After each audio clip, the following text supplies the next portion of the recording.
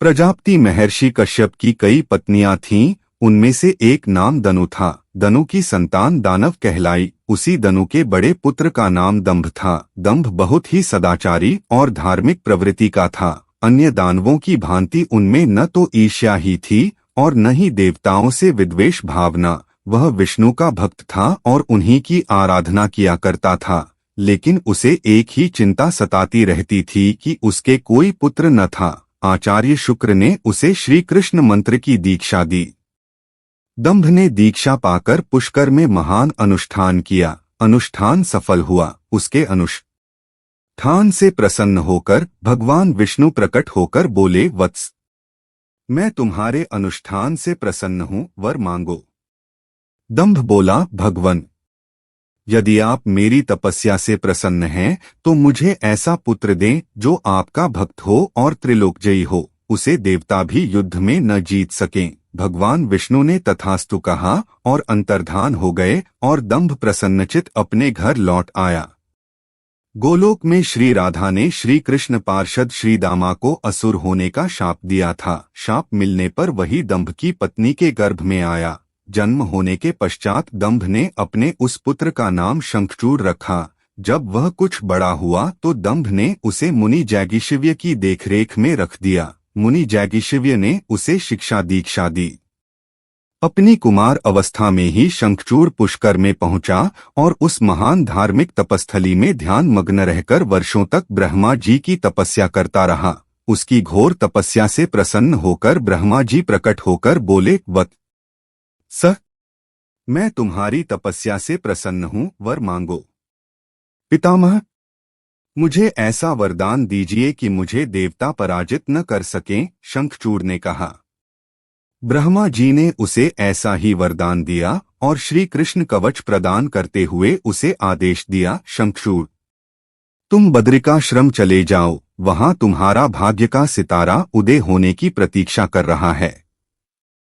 आदेश मानकर शंखचूड़ बद्रिकाश्रम पहुंचा। वहां महाराज धर्मध्वज की पुत्री तुलसी भी तपस्या कर रही थी। दोनों का आपस में परिचय हुआ और ब्रह्मा जी की इच्छानुसार दोनों का विवाह हो गया। अपनी पत्नी को लेकर शंखचूड़ पुनः दैत्यपुरी लौट गया। शुक्राचार्य ने उसे दानवों का अधिपति बना दिया। सिंहासन पर बैठते ही उसने अपना साम्राज्य बढ़ाने के लिए लोगों का शासक हो गया और सब लोकपालों का कार्य भी उसने संभाल लिया हो चुका था। उसने अपनी प्रजा की भलाई के लिए हराने में कोई कठिनाई नहीं हुई। बहुत प्रसन्न अमरावती पर कब्जा जमा लिया और शांति अमरावती की शंखचूड़ स्वयं भी कृष्ण भक्त निकले। देवता उसके डर से कंदराओं में जा कृष्ण पर पूरी आस्था रखने लगी। उसके राज्य से अधर्म का नाश हो गया। प्रजा इंद्र और देवताओं को भूलने लगी। इससे देवताओं को बहुत क्षोभ हुआ। इंद्र पितामह ब्रह्मा के पास पहुंचकर बोले, पितामह, आपने शंखचूड़ को अभय होने का वरदान देकर उसे निरंकुश बना दिया है। वह अमरावती पर कब्जा जमाए बैठा है। देवता दर दर की ठोकरें खा रहे हैं। हमें बताइए हम क्या करें। पितामह बोले, सुरेंद्र, शंखचूड़ धार्मिक और रीति से अपना शासन चला रहा है। प्रजा उससे प्रसन्न है। उसके राज्य में प्रजा सुखी और संपन्न है। हमें उससे कोई शिकायत नहीं है। इंद्र बोले, यह सब तो ठीक है पितामह, लेकिन क्या हम यूं ही भटकते रहेंगे? आखिर अमरावती है तो देवताओं का ही। पितामह बोले, अवश्य है, किंतु शंखचूड़ ने तुम्हें युद्ध में पराजित करके उसे प्राप्त किया है। उसने तुम्हारी प्रजा को भी कोई कष्ट नहीं पहुंचाया है। सिर्फ सिंहासनों का ही फेरबदल हुआ है न। इंद्र बोला, लेकिन पितामह, हम आपकी संतानें हैं। क्या आप चाहेंगे कि आपकी संतानें यूं ही दरबदर भटकती रहें? कुछ उपाय कीजिए पितामह। पितामह बोले, मैं इसमें कुछ नहीं कर सकता देवेंद्र। जब तक शंखचूड़ के भाग्य में अमरावती का ऐश्वर्य भोगना है, वह भोगेगा ही। तुम भगवान विष्णु के पास चले जाओ, वे अवश्य कोई उपाय तुम्हें सुझा देंगे। वहां से निराश होकर इंद्र श्री विष्णु के पास पहुंचा और उनकी स्तुति करके बोला, भगवन, देवता इस समय भारी संकट में हैं। ब्रह्मा जी ने अपनी असमर्थता जाहिर करके मुझे आपके पास भेज दिया है। कुछ कीजिए प्रभु, अन्यथा संपूर्ण देव जाति ही नष्ट हो जाएगी। विष्णु बोले, पितामह का कहना ठीक है। मैं भी अकारण शंखचूड़ के संबंधों में हस्तक्षेप करना पसंद नहीं करता। उसकी सारी प्रजा कृष्ण भक्त है और कृष्ण मेरा ही प्रतिरूप है। मैं अपने भक्त पर कष्ट होते नहीं देख सकता, लेकिन निराश होने की आवश्यकता नहीं सुरराज। तुम भगवान शिव के पास चले जाओ और उन्हीं से कोई उपाय पूछो, वे अवश्य तुम्हारे कष्ट का निवारण कर देंगे। विष्णु की बात सुनकर इंद्र निराश भाव से बैकुंठ से निकल आया। अंत में वह भगवान शिव के पास कैलाश पर्वत न जाकर शिवलोक पहुंचा और भगवान शिव की स्तुति करके अपने आने का प्रयोजन बताया। भगवान शिव ने उसकी बात सुनी और उसे आश्वस्त किया, धैर्य रखो सुरराज, तुम्हारा सिंहासन तुम्हें अवश्य प्राप्त होगा। मैं गंधर्वराज चित्ररथ को अभी दूत बनाकर शंखचूड़ के पास रवाना करता हूँ।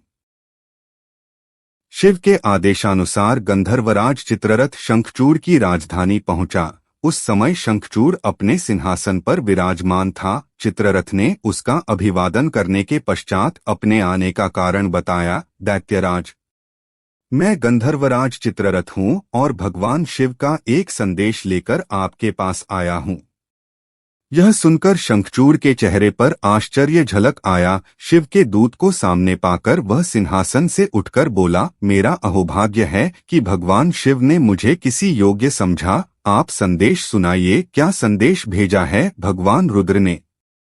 गंधर्वराज बोला, दैत्यराज, भगवान शिव का संदेश है कि तुम देवताओं का राज्य उन्हें वापस लौटा दो और उनकी अधिकार उन्हें दे दो। भगवान शिव ने देवों को अभय होने का वचन दिया है।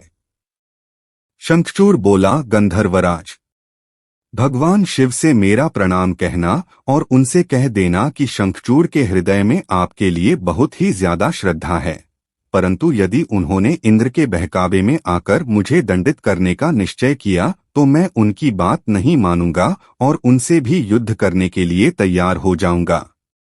चित्ररथ वापस लौटा और उसने भगवान शंकर को शंखचूड़ का उत्तर सुनाया। यह सुनकर शिव क्रोधित हो गए और अपने गणों को युद्ध का आदेश दे दिया।